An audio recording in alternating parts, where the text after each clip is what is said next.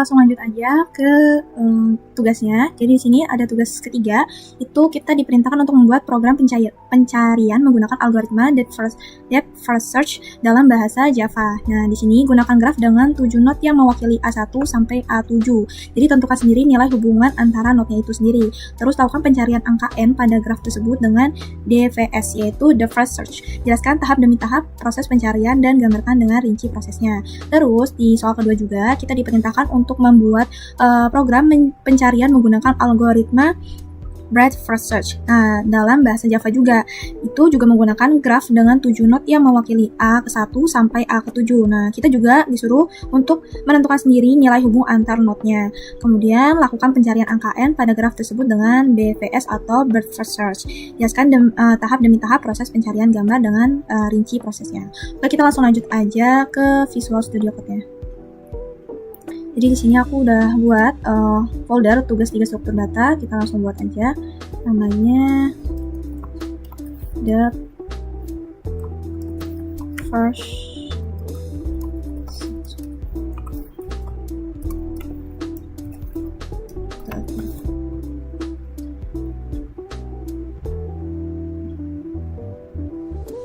Oke, aku bakal nulis dulu kodenya, nanti aku percepat videonya. Setelah itu penjelasannya bakal ada di akhir ya.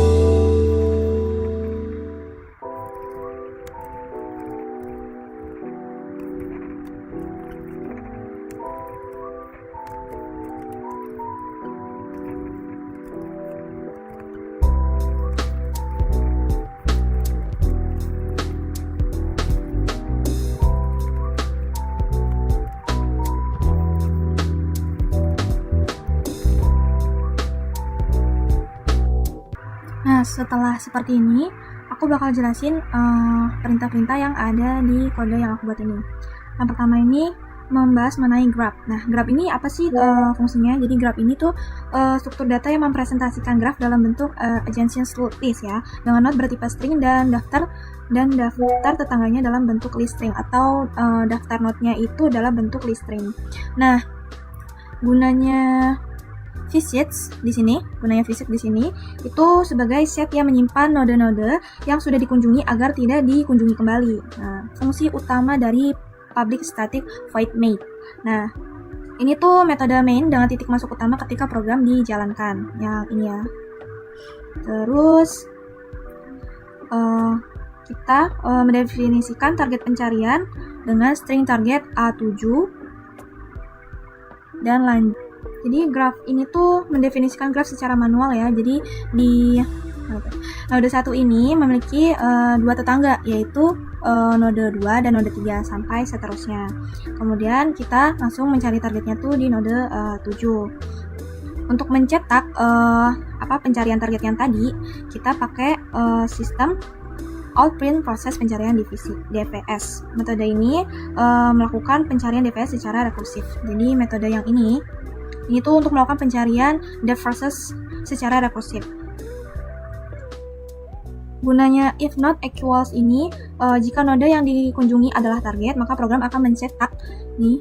Gunanya if not equals ini tuh jika node yang dikunjungi adalah target, maka program mencetak node telah ditemukan dan akan menghentikan pencarian dari jalur tersebut. Terus yang visit nih, itu tuh metodenya tuh untuk membuat node saat ini ditandai sebagai telah dikunjungi agar tidak dikunjungi ulang. Metodenya pakai ini. Terus untuk menelusuri node-node yang lain menggunakan for string neighbor seperti itu. Langsung kita lanjut aja, coba running ya. Oke, hasilnya seperti ini. Jadi proses pencarian di VS mengunjungi A1, A2 sampai A ke-7. Nah, di node ke-7 itu tidak ditemukan. Jadi hasilnya seperti ini. Oke, kita langsung lanjut aja ke soal kedua. Di soal kedua ini kan kita diperintahkan untuk membuat program pencarian menggunakan algoritma breadth first search ya, dengan menggunakan 7 node yang mewakili A1 sampai A7, sama kayak yang tadi, cuman pakai metode breadth first search. Kita langsung aja buat filenya, namanya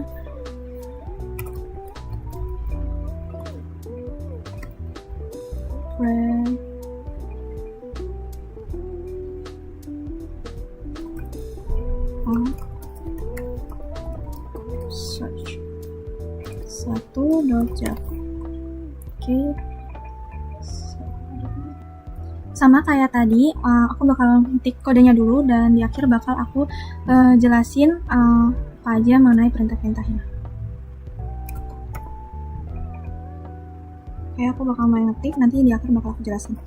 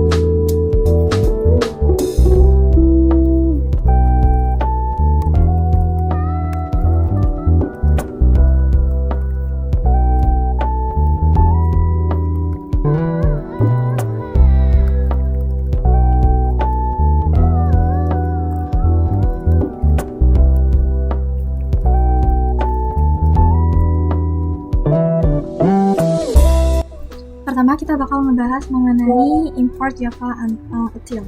Di sini tuh sebenarnya maksudnya library yang digunakan untuk mengakses struktur data seperti map, list, queue, and set gitu kan.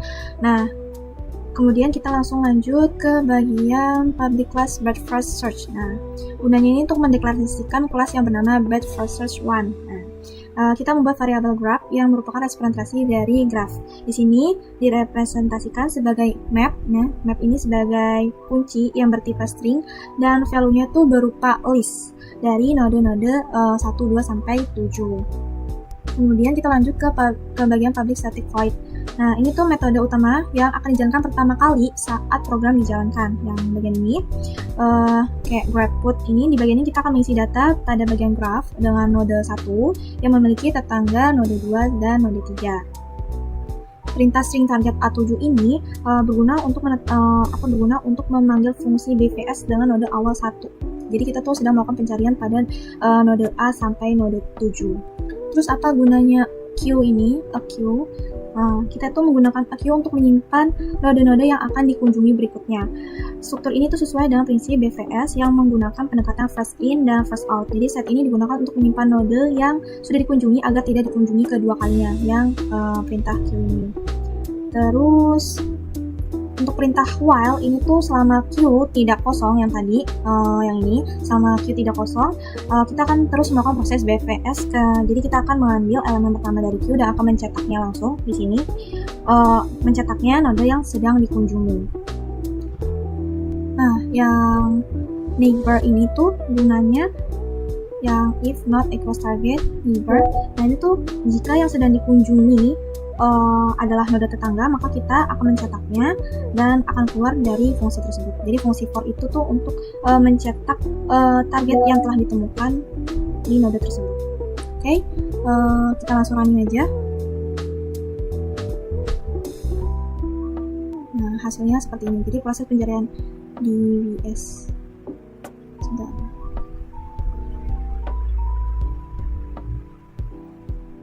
Oke, kita coba lagi. Oke, langsung proses pencarian di VS. Jadi node A7 tidak ditemukan. Mungkin sekian dari aku mengenai penjelasan node menggunakan depth first search dan breadth first search.